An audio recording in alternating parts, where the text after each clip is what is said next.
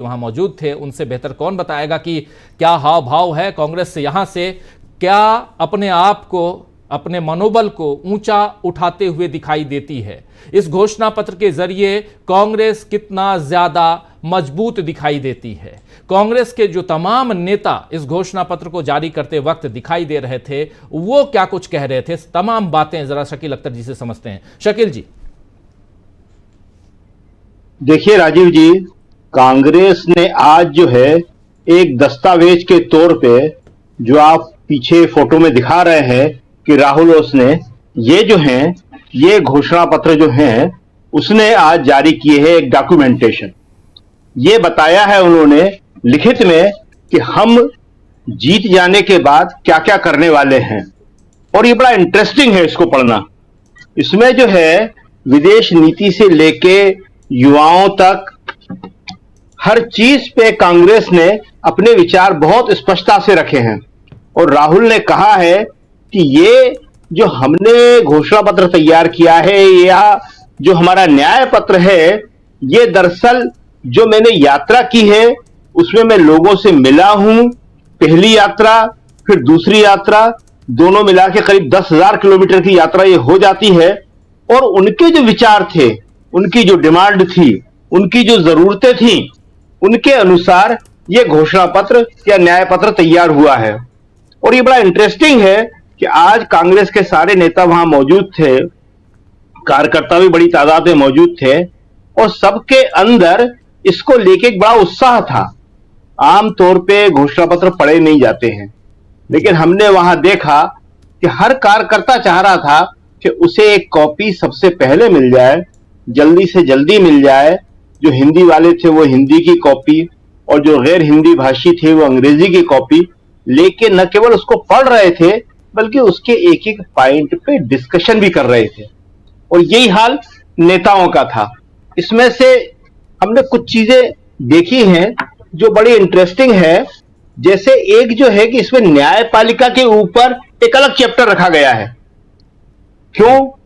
क्योंकि आज के टाइम में जिस तरह इंस्टीट्यूशंस में गिरावट आ रही है, और राहुल ये बात कह चुके हैं कि हर संवैधानिक संस्था को खत्म किया जा रहा है, कमजोर किया जा रहा है, तो न्यायपालिका के ऊपर कांग्रेस ने एक अलग चैप्टर लिख के और ये कहा है कि जांच एजेंसियों के दुरुपयोग और कार्यकारी शक्तियों के दुरुपयोग के कारण लोग न्यायपालिका को लोकतंत्र विरोधी कार्यों और अधिनायकवाद के खिलाफ अंतिम उपाय के रूप में देखने लगे हैं। और जो नहीं कहा है वो ये है, लेकिन क्या वह उस तरह से उस काम को कर पा रही है? जो लिखा जाता है वो लिखा है, लेकिन साथ में एक वाक्य लिख दिया है, एक स्वतंत्र न्यायपालिका ही भारत के संविधान को कायम रख सकती है। एक पॉलिटिकल पार्टी इतना ही लिख सकती है। लेकिन उसके लिखने का मतलब स्पष्ट है कि हर संवैधानिक संस्था आज संदेह के घेरे में आ गई है। और हम जब सरकार बना लेंगे तो साफ लिखा है कि न्यायपालिका की स्वतंत्रता और गुणवत्ता, न्यायाधीशों की स्वतंत्रता, इन सबकी रक्षा करेंगे। ये कोई मामूली बात नहीं है। इसी तरह जो है इस घोषणा पत्र के अंदर बेरोजगारी एक बड़ा विषय है। हम इसको दिखा देते हैं थोड़ा सा। बहुत बड़ा घोषणा पत्र है ये दिख रहा है बेरोजगारी के ऊपर। हिंदी अंग्रेजी दोनों में है हमारे पास, और भी लैंग्वेजेस में ये छप रहे हैं, वो भी हम दिखा सकते हैं। तो बेरोजगारी के ऊपर जो कहा है कि 25 वर्ष से कम आयु के 42.3% युवा स्नातक बेरोजगार हैं। अभी राहुल ने कहा था, बॉम्बे आईआईटी का बताया था कि वहां पे 36% जो है, वहां पे जो कैंपस रिक्रूटमेंट है वो नहीं हुआ है। तो इसमें उन्होंने सबसे पहला पॉइंट लिखा है कि केंद्र सरकार के विभिन्न विभागों के खाली पड़े 30 लाख पदों को तत्काल भर दिया जाएगा। इसी तरह विश्वविद्यालयों के, तो ये जो है इसे बहुत सारी डिटेल्स हैं जो हम धीरे धीरे बताएंगे आपको। लेकिन जो इसमें सबसे इंपॉर्टेंट बात यह है कि ये घोषणा पत्र कांग्रेस ने पेश करके ये कहा है कि ये हमारा गारंटी पत्र है और हम सरकार में आने के बाद, जैसा कि आप बता रहे थे पिछली बार जो काम किए थे, इस बार हम ये काम करने जा रहे हैं। और इसका जनता में असर गया है। क्यों? क्योंकि ये किसी दफ्तर में बैठ के नहीं बनाया गया है। ये सड़क पे लोगों की उम्मीदों से पैदा हुए जो भाव थे उनको शब्द दिए गए हैं। राहुल ने कहा है ये कि हमारे तो खाली शब्द हैं, बताया आपने हैं, हमने तो खाली इसको शब्द दिए हैं, हमने तो खाली इसको लिखा है। तो ये घोषणा पत्र जो है एक बड़ा इंपॉर्टेंट डॉक्यूमेंट है। अभी बीजेपी का आया नहीं है, अभी उसके घोषणा पत्र समिति का गठन हुआ है, अब वो आएगा, देखते हैं उसमें क्या होता है, किस तरह के भावनात्मक इशू होते हैं, या बेरोजगारी जो सबसे बड़ा इशू आज देश का बन चुका है। और राहुल ने इसको एड्रेस करते हुए आज साफ कहा कि 30 लाख पद तो तत्काल भर दिए जाएंगे। और 30 लाख पद कौन से हैं?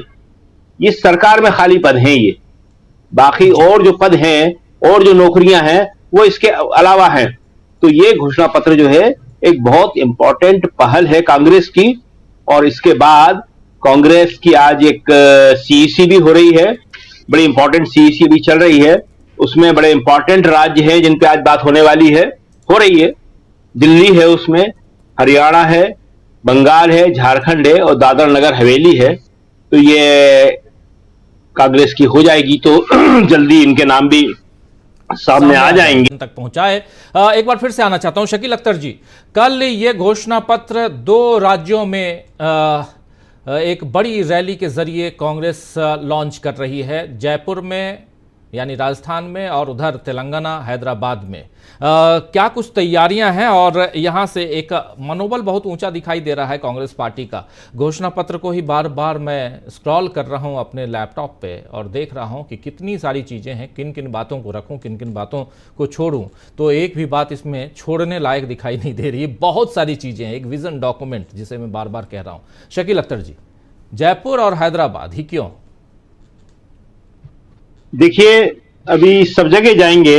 अभी राहुल का छत्तीसगढ़ का प्रोग्राम भी है, शायद 13 तारीख को जा रहे हैं वो, वहां पे कई जगह जा रहे हैं वो।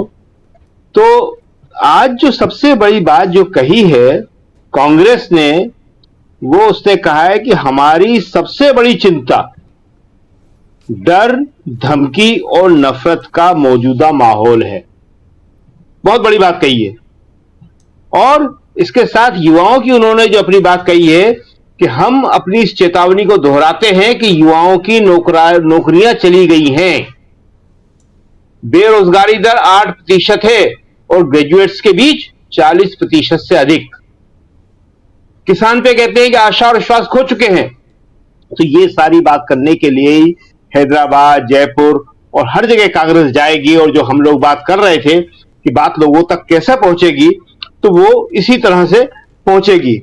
आप देखिए, इसमें जो ये बात हो रही थी जाति जनगणना की और 50% का जो एक सीलिंग है उसको खत्म करने की, तो आज कांग्रेस ने इसमें कहा है कि सामाजिक जो भेदभाव है ये हमारी समाज की हकीकत है, अपने सामाजिक न्याय वाले चैप्टर में। और पिछड़ा वर्ग देश की आबादी का लगभग 70% है, जिसमें अनुसूचित जाति, अनुसूचित जनजाति और पिछड़ा वर्ग सब आते हैं। लेकिन अच्छी नौकरियों, अच्छे व्यवसायों और ऊंचे पदों पर इनकी भागीदारी कम है।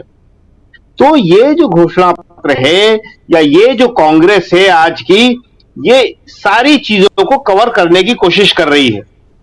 50% का कैप हटाएंगे, बहुत बड़ी घोषणा है। भूमिहीनों के बीच जमीन वितरित करेंगे।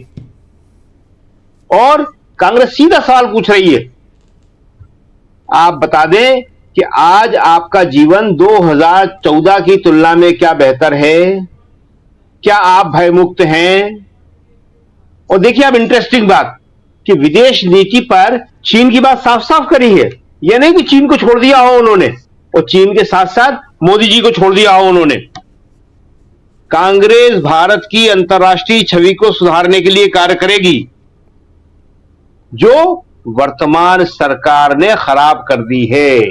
ये साफ कहा है, वर्तमान सरकार ने हमारी अंतर्राष्ट्रीय इमेज को खराब कर दिया है, हम उसको ठीक करेंगे।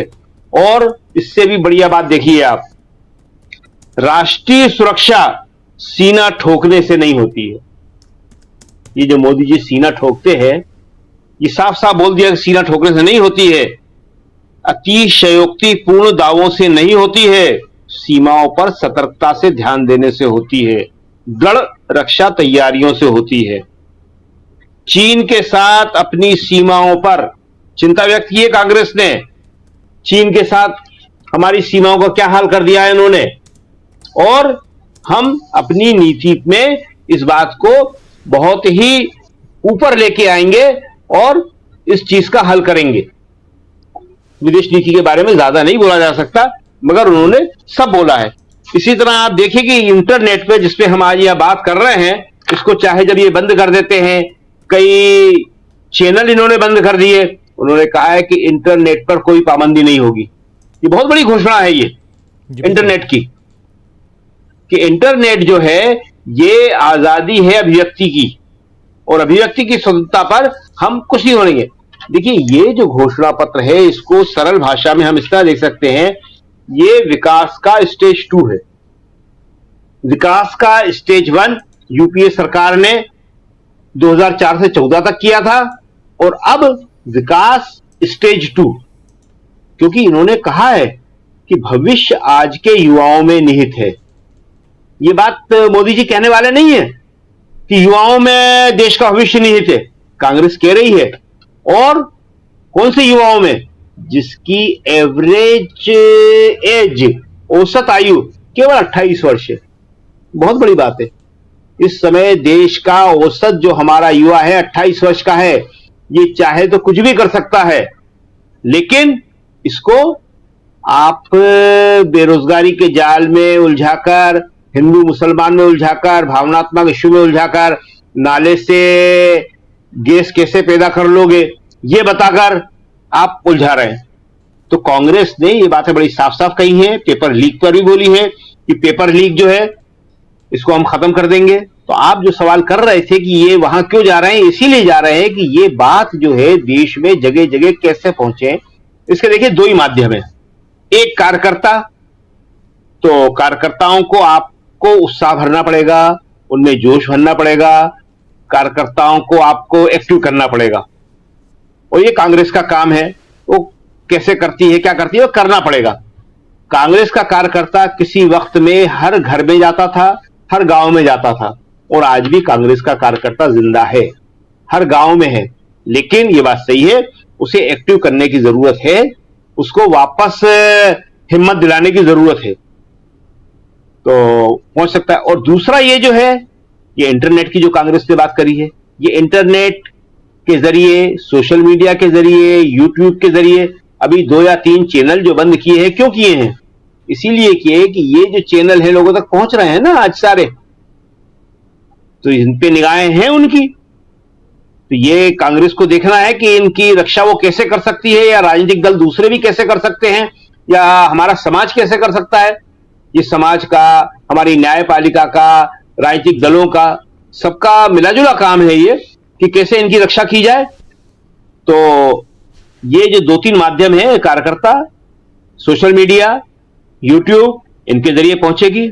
और जहां तक मुख्य मीडिया की बात है, मेन स्ट्रीम मीडिया की बात है, तो आपको सब मालूम है, क्या बताएं। कोई हमसे पूछ रहा था आज कि सर एक बात बता सकते हैं, क्योंकि वो देख रहे थे कि हम सारा पढ़ते ही हैं, पढ़ ही रहे थे, बहुत से लोग पढ़ते हैं, हम ही नहीं पढ़ रहे, सब पढ़ते हैं, नोट्स भी लेते हैं। तो हमने सोचा पूछा होगा कि इसमें कहां क्या है क्या नहीं है। तो सर इसमें क्या नहीं है? हमने कहा इसमें एक तो ये नहीं है कि वो नाले से गैस कैसे बनाई जाती है, ये इसमें नहीं है। हम बहुत कोशिश कर रहे हैं, नहीं साहब कुछ ऐसा पॉइंट बताइए ना जो कांग्रेस ने नहीं लिखा हो। तो वो यही ढूंढ रहे हैं इसमें कि क्या नहीं है इसमें, लहसुन की चटनी बनाने की विधि इसमें है या नहीं है, तो वो ये ढूंढ रहे हैं इसमें। लेकिन जो है उसको पहुंचाने का काम तो कांग्रेस का है, और कांग्रेस के साथ बाकी लोग जो देश में लोकतंत्र को जिंदा रखना चाहते हैं उनका है। और देश में जो है युवा पीढ़ी के लिए, देश के बच्चों के लिए जिनको चिंता है उनकी है। क्योंकि देखिए इसमें एक बड़ी खास बात कही है, 1 से 12 तक, क्लास 1 से 12 तक निःशुल्क शिक्षा। ये निःशुल्क शिक्षा खत्म हो चुकी है, शिक्षा का परसेंटेज घट रहा है। और बहुत इंपॉर्टेंट बात है, ये सब बहुत डिटेल्स की बातें हैं, इनको बताते रहेंगे। गैर शिक्षण गतिविधियों में शिक्षकों के काम करने को रोकना। आज क्या करवाया जा रहा है, टीचर जो सरकारी हैं, जितने बच्चे हैं, बच्चे ही कम हैं, उनसे कहा जा रहा है कि तुम स्कूल में पढ़ाओ नहीं, बाकी दूसरे सारे काम करते रहो। कांग्रेस ने कहा है कि नो, गैर शिक्षण गतिविधियों में उनके कामों को रोका जाएगा और संविदा शिक्षक को रोका जाएगा। संविदा, ये जो कॉन्ट्रैक्ट सिस्टम किया है हर जगह लागू, टीचिंग में भी कर दिया है। पक्की और पूरी नौकरी देने के बदले कॉन्ट्रैक्ट टीचर 5,000 रुपए, 7,000 रुपए, 11,000 रुपए दे रहे टीचरों को, इसको रोका जाएगा। और शिक्षा में वैज्ञानिक सोच को लाया जाएगा। जहां वैज्ञानिक सोच आ जाएगी तो फिर हर स्टूडेंट समझ जाएगा कि भाई साहब, बादल जो होते हैं उसमें रडार काम नहीं करता है। ये इस तरह के मजाक जो हैं ये कहानियों में भी अच्छे नहीं लगते, ये तो फिल्मों में भी नहीं होते, चुटकुलों में भी ये चीजें नहीं होती हैं। और पकोड़ा बना के रोजगार नहीं मिलता है, और नाले की गैस से चाय नहीं बनती है, और एक टायर में हवा भर लो और उसको स्कूटर पे ले जाके दूसरी जगह उस हवा को डाल दो, ऐसा भी नहीं होता है। ये सारी जो वैज्ञानिक सोच है उसको खत्म करने की बात इसमें की गई है। इसमें खेलों की भी बात की गई है, और इसमें महिला आरक्षण पे बड़े खास तौर से कहा गया है कि महिला आरक्षण के नाम पे जो धोखा हुआ है हम उसको दूर करेंगे। तो कांग्रेस कोशिश तो अपनी तरफ से कर रही है, कितना कर पाती है ये हम सब देखेंगे।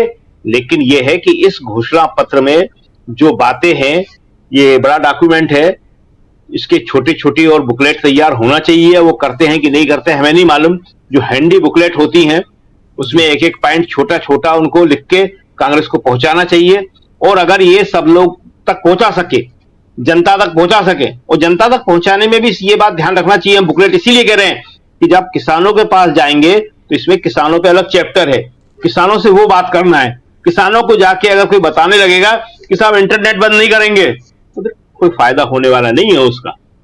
जिससे जो बातें हैं, जहां भूमिहीन लोगों को जमीन देने की बात करते हैं, तो ये बात आपको भूमिहीनों को ही बताना पड़ेगी।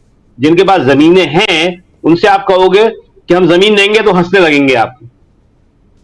तो ये सारी चीजें बड़ी बारीक हैं, लेकिन देखते हैं कैसे कांग्रेस करती है।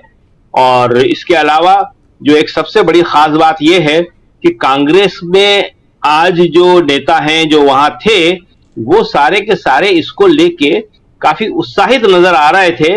ये उत्साह जो है कांग्रेस में कुछ दिनों से गायब होता दिख रहा था।